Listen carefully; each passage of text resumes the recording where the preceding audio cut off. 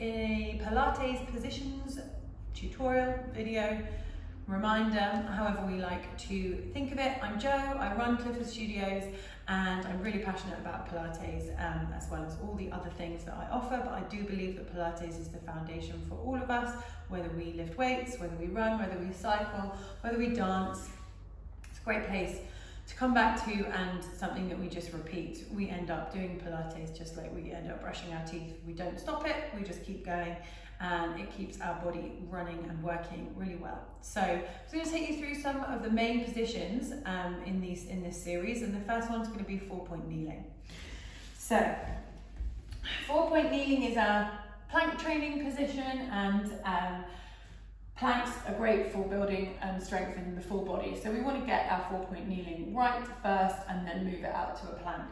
Starting from the hands, we're spreading the hands nice and wide between the fingers and making sure our shoulders are over our wrists. And one thing I always talk about, probably because my arms are a little bit twisted, is that you turn the elbows to face one another. So even if that's where your natural position of your arms is, it's really good to rotate.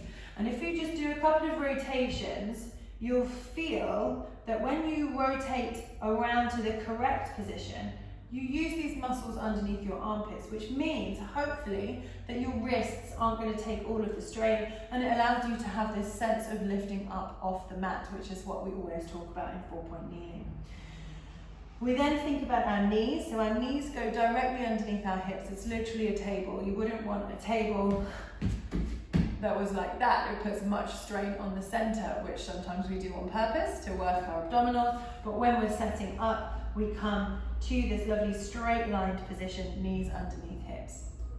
Now most of us have a longer shoulder to wrist length than hip to knee length. So it's not going to be a flat back.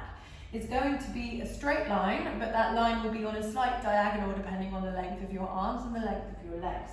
So the back of your head is bringing a diagonal line down to your hips. And that is what we want. We don't want a curved line, okay?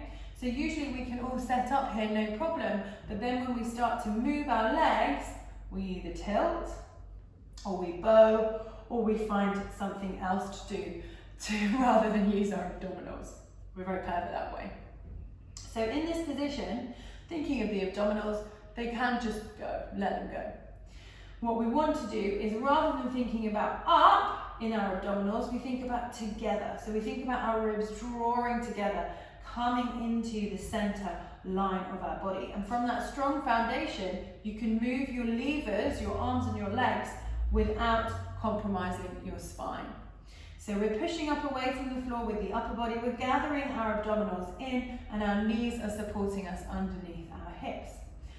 From here, our back of our head is also in the same line as our spine, and we should be able to move really nicely into any positions, into our plank position, or into any movements, taking our arms forward, side, under.